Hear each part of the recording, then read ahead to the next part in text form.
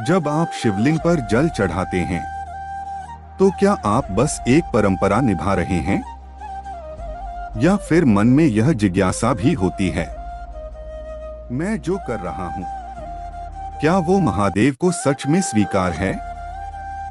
महादेव को चढ़ावे से नहीं, भाव से प्रसन्नता मिलती है। लेकिन अगर वही भाव सही विधि और समझ के साथ जुड़े तो वो भक्ति ना सिर्फ फलदायक बनती है बल्कि शिव कृपा को स्थायी कर देती है। आज हम एक गहरे विषय को समझेंगे, जलाभिषेक और रुद्राभिषेक के बीच का अंतर, उनका महत्व, और ये भी जानेंगे कि महादेव को वास्तव में क्या प्रिय है। जलाभिषेक क्या है? जलाभिषेक यानी जल से अभिषेक। यह शिवलिंग पर शुद्ध जल अर्पित करने की एक सरल लेकिन अत्यंत शक्तिशाली प्रक्रिया है। जल जीवन का मूल है। जब कोई भक्त भोलेनाथ पर शुद्ध जल चढ़ाता है तो वो अपने अहंकार, इच्छाएं और कर्मों की तपन को शांत करता है। धार्मिक मान्यता के अनुसार जल चढ़ाने से मन शांत होता है, पापों का क्षय होता है और मानसिक तनाव व रोगों से मुक्ति मिलती है। ये कब करें?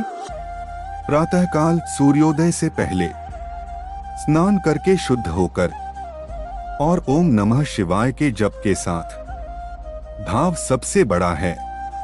अगर जल शुद्ध है और श्रद्धा सच्ची है तो भोलेनाथ तुरंत प्रसन्न होते हैं।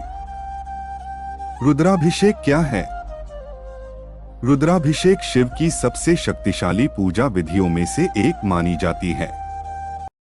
इसमें केवल जल ही नहीं बल्कि दूध, दही, घी, शहद, शक्कर, बेलपत्र, भस्म और अन्य पूजनीय वस्तुएं अर्पित की जाती हैं। इसके साथ रुद्र सूक्त या श्री रुद्राष्टाध्यायी का सस्वर पाठ किया जाता है। इसका महत्व है रुद्र रूप को शांत करना, परिवार में सुख, समृद्धि और सुरक्षा प्राप्त करना, और विशेष रूप से कर्ज, ग्रह दोष, शत्रु बाधा जैसी समस्याओं से मुक्ति पाना। ये कब करें? श्रावण मास, महाशिवरात्रि या सोमवार को। यह पंडितों द्वारा वैदिक विधि से किया जाना चाहिए, लेकिन अगर विधियां आती हैं तो श्रद्धा पूर्वक घर पर भी किया जा सकता है। अंतर क्या है दोनों में? जलाभिषेक सरल और सहज भक्ति है। भक्त स्वयं अपने हाथों से शिवलिंग पर जल चढ़ाता है। ना विशेष सामग्री चाहिए, ना विधि, बस शुद्ध मन, सच्ची भावना और समर्पण। रुद्राभिषेक मंत्र बल और विधि का संगम है। यह पंडितों द्वारा मंत्रोच्चार के साथ विशेष सामग्री से किया जाता है।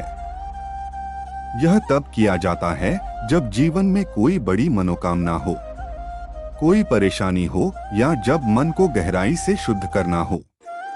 जलाभिषेक में सरलता है, रुद्राभिषेक में शक्ति है। कुछ महत्वपूर्ण गलतियां जो नहीं होनी चाहिए। शिवलिंग पर हल्दी, कुमकुम, तुलसी या केतकी फूल ना चढ़ाएं। टूटी हुई बेलपत्र या बिना 3 पत्तियों वाले पत्र भी न अर्पित करें। रुद्राभिषेक में मंत्रों का उच्चारण गलत न हो, योग्य पंडित से करवाएं। अभिषेक के लिए जो द्रव्य हो वो ठंडे हो, कभी भी गर्म न हो। शिवलिंग को कपड़े से ना पोंछें, केवल जल से धोना उचित है। कब क्या करना चाहिए? अगर आप नियमित शिव भक्त हैं तो रोज सुबह शुद्ध जल और बेलपत्र से जलाभिषेक करें। यह आपकी दिनचर्या को आध्यात्मिक ऊर्जा देता है। अगर किसी विशेष मनोकामना, कष्ट या संकल्प के लिए आप शिव से प्रार्थना कर रहे हैं तो रुद्राभिषेक करवाएं, किसी योग्य ब्राह्मण या पंडित के माध्यम से। रुद्र सूक्त या महामृत्युंजय मंत्र के साथ। यह विशेष रूप से तब करें जब कुंडली में ग्रह दोष हो, बार बार रुकावटें आ रही हों, रोग, भय या बाधाएं हों, विवाह, संतान, नौकरी या कोर्ट कचहरी से जुड़ी समस्याएं हों। अब सवाल है, क्या शिव को केवल जल पसंद है या रुद्राभिषेक? उत्तर है, शिव को भावना पसंद है।